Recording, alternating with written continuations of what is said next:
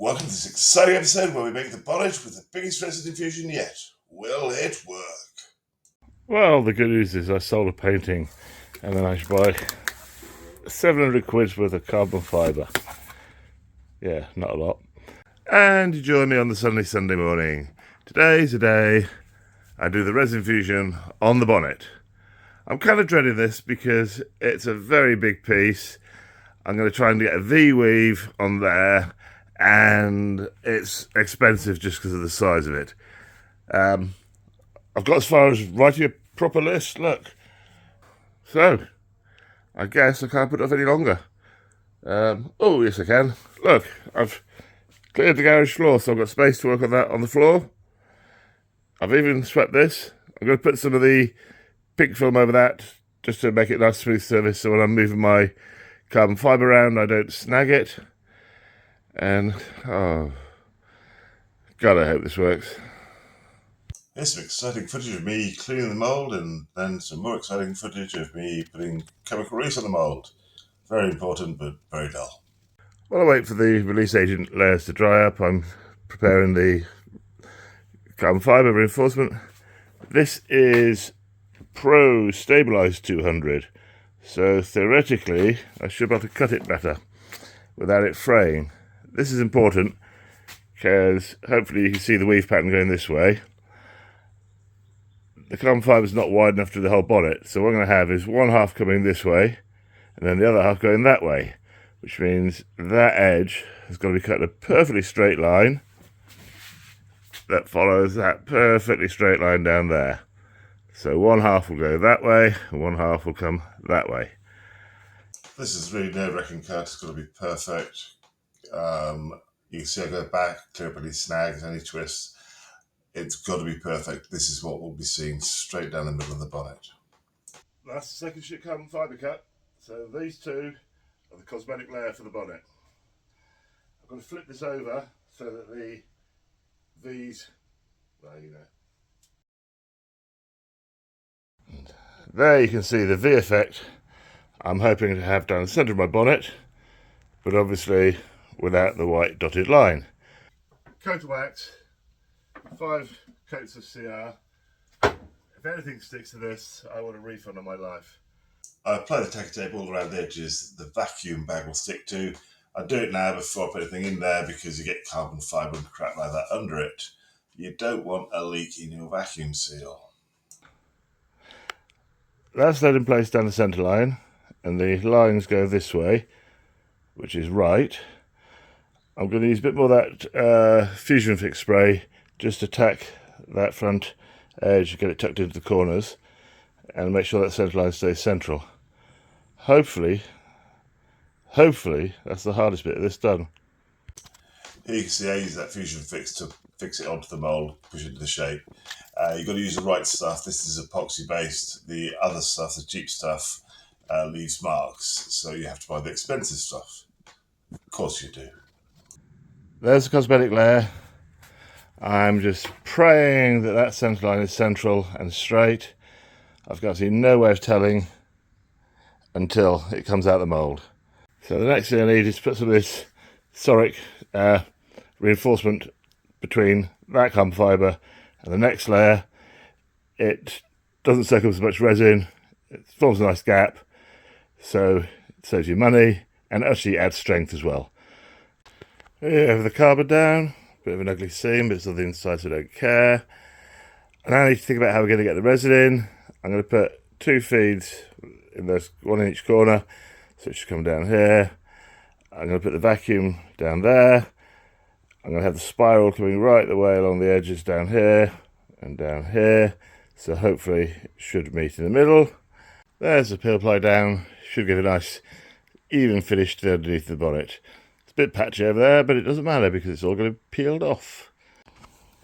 The plastic mesh doesn't really show, but it's all the way down this side, across there and down there, and I've got the spiral tube. I'm just going to tack that all the way along there, all the way down there.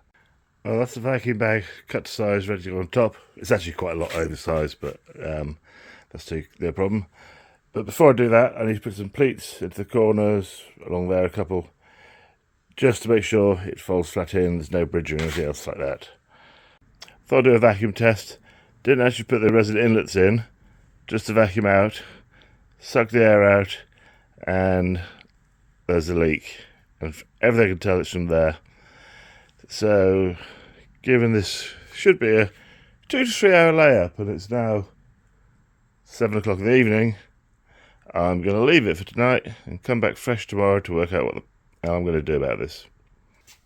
Well, I've given up on this vacuum bag.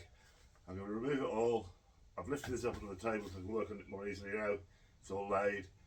Hopefully, fresh bit of pink plastic, 3 new holes, and everything will seal perfectly first time.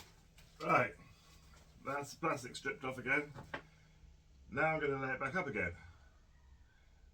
The most annoying thing is, I don't know what I did wrong. So I don't know what to do different to do it right.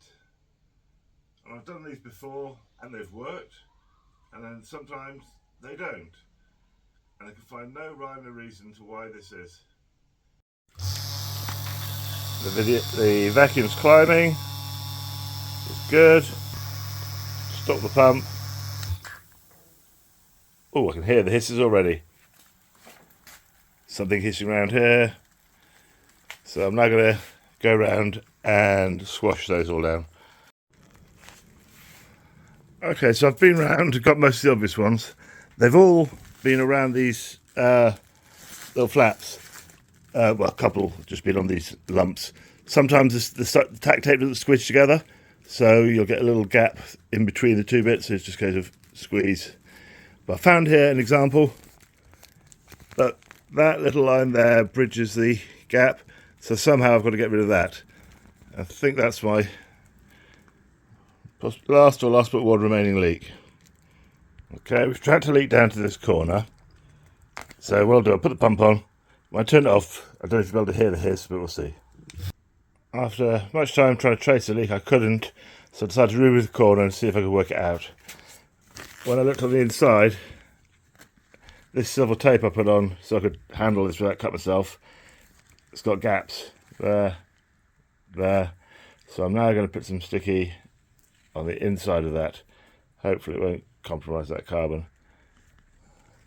But yeah, I'm gonna my taping was fine. It was a bloody underlying thing. So a little gotcha for you. Well, after another 30 minutes of squashing the bag down, I'm going to leave it 20 minutes and see what happens. Well, that last one leaked very slightly. This one appears stable for the moment. I'll give this half an hour. Although, is that needle moving? I think it might be. Yeah, it's moving. It's moving. Just for the record, I started this fun and games removing the old one at about 10:30 this morning. It's 10 to 3 in the afternoon. This is not a game I won't like playing. Welcome to day 3 of laying up the bloody bonnet. I suppose I should edit this and pretend this is day 1 and we just go straight to success. But yesterday I spent way too long trying to chase down the vacuum leak. I got it to the point where it would hold for maybe 5 minutes, but it's just not good enough if you're going to do resin fusion. First time I did it, it leaked between the valve. I'm not sure why, but the second time it didn't. Then the second time, say really close to a vacuum, but that silver tape was definitely the source of some of the leaks, and I'm guessing somewhere on here there was another leak under the silver tape. So today I've spent an hour stripping all this old stuff off, getting rid of all the silver tape. I'm now going to run around with some acetone and a rag, clean all these edges, make it perfect, then another load of masking sticky tape, bag it up, and this time it's going to be perfect. After way too long of squeezing, pushing, making sure these edges are squashed down, I think I've got a vacuum. That's it after an hour. So it's not a perfect vacuum, although it need to be around here, but it's a vacuum. So I'm saying that that is enough to do a resin infusion. Well, I don't think I can put it off any longer. I've got the clamps near this end, so I'll suck a little bit of resin up the tubes, let the air suck out, then release the resin. Those are taped to that so they suck from the bottom of the pot. I'm going to use that pot to mix it. Then, once that's all stirred and mixed, pour it into that one, double pot it so you don't get any unmixed resin. Well, the resin infusion was quite exciting to begin with. It moved across this bonnet, then it just moved slower and got dull. Anyway, it completed.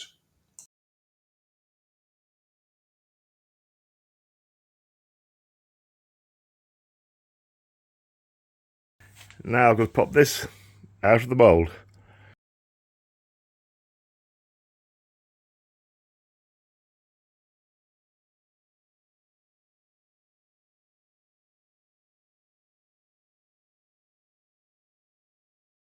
We have a V-line going up the centre, blemish-free carbon fibre. The straight line's fairly straight. Oh, to say I'm relieved is an understatement. Alright, it's 7 o'clock in the morning, so I can't actually start trimming yet, wake the neighbours up. But this thing weighs nothing. This flange is fairly flexible. That's coming off. That's the bit that counts.